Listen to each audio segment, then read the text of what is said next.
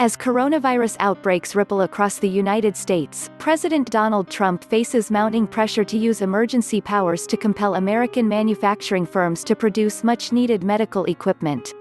Dwindling supplies of respirator masks, gowns, gloves and other basic protective equipment are pushing the nation's frontline medical workers toward a breaking point.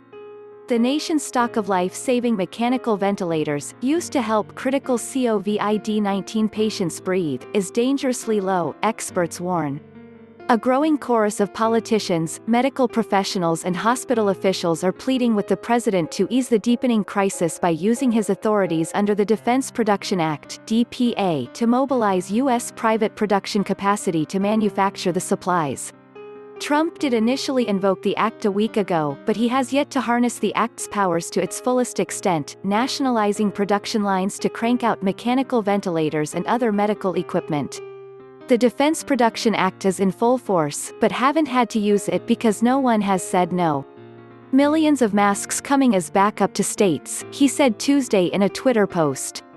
Instead, Trump's strategy is to persuade the private sector to do more. It's part of the job that he has come to enjoy, playing businessman for the American people. He has involved big-name corporations in his administration's response to the COVID-19 pandemic from the start, bringing in executives to assist in the effort, which has thus far achieved limited results.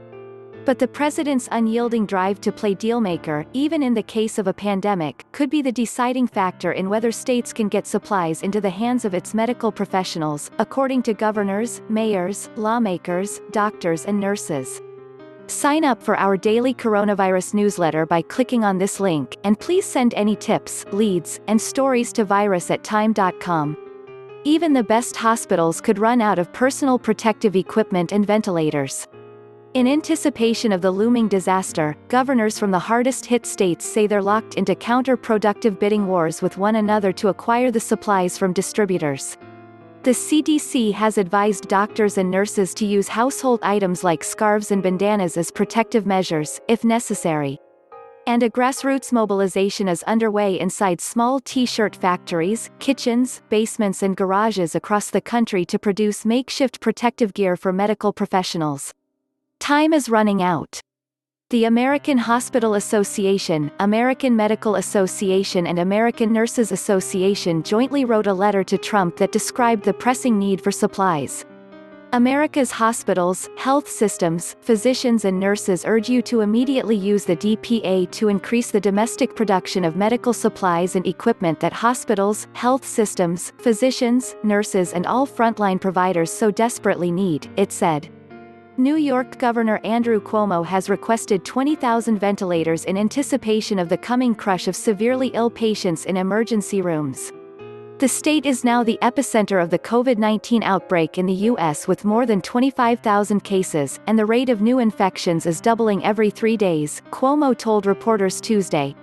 Asking businesses for voluntary commitments is too risky of a strategy, he said, especially if human lives are at stake.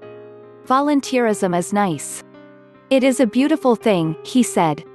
That is not going to get us there, and I do not for the life of me understand the reluctance to use the Defense Production Act. Only the federal government has that power and not to exercise that power is inexplicable to me, Cuomo said. Without Washington at the controls, the free market is working against the states, Cuomo said. Masks that we paid 85 cents for, we're now paying $7. He's not alone. The same criticism has been levied by Illinois Governor J.B. Pritzker and Massachusetts Governor Charlie Baker, who say suppliers are taking advantage of states as they vie for the same equipment. Mike Schiller, Senior Director of Supply Chain for the Association for Healthcare Resource and Materials Management, says a big factor in the shortage is that many of materials come from China, which saw its production capacity ravaged when COVID-19 first broke out there in December. It's also important to remember that there is a global demand for these supplies. It's not just a U.S. need, he says. The Defense Production Act has been authorized, but I don't know that we're taking full advantage of it.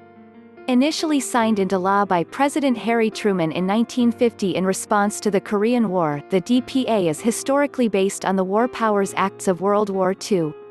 Its sweeping authorities allow the president to demand businesses and corporations to prioritize and accept government contracts for materials during natural disasters, terrorist attacks, and other national emergencies. The president can incentivize the U.S. industrial base to produce the needed goods through loans and high-dollar contracts.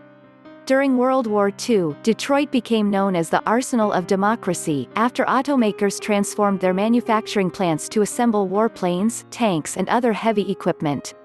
While the DPA is primarily associated with nationalizing parts of the economy for national defense, it has been invoked for a range of emergencies in recent years, including restoring power and distributing food and water in Puerto Rico in 2017 after Hurricane Maria.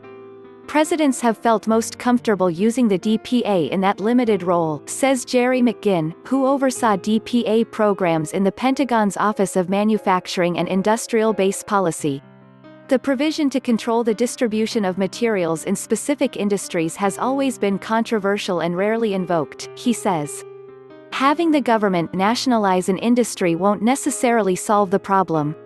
Perhaps unsurprisingly, the business community has not warmed to the idea of being forced to manufacture products and prioritize government contracts. After Trump invoked the act, the U.S. Chamber of Commerce said in a statement that the DPA isn't a magic wand to immediately solving medical supply shortages, and won't result in producing highly specialized manufacturing equipment overnight.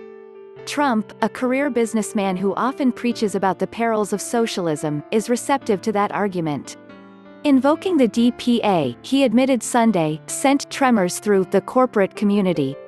"We're a country not based on nationalizing our business," Trump said. Call a person over in Venezuela, ask them how did nationalization of their businesses work out.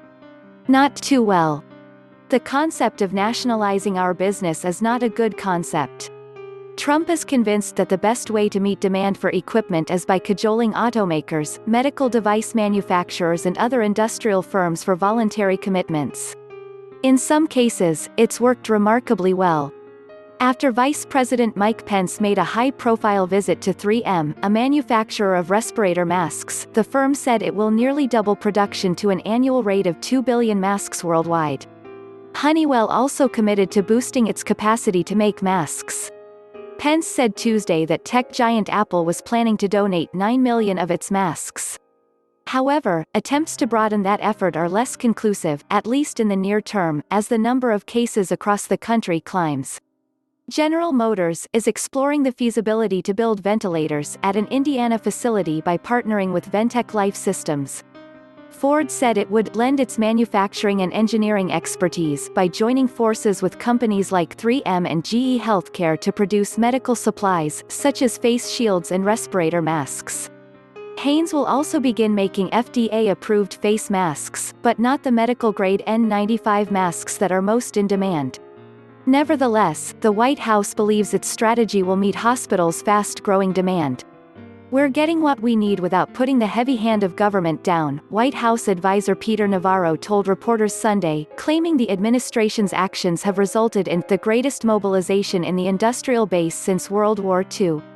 He provided two examples in how the administration's strategy of private sector volunteerism compares the most notable civilian-military partnership in American history, French company Pernod Ricard, which has retooled its American facilities from producing alcoholic beverages to hand sanitizers, and Honeywell, which has promised to open another mask-making production line within 30 days.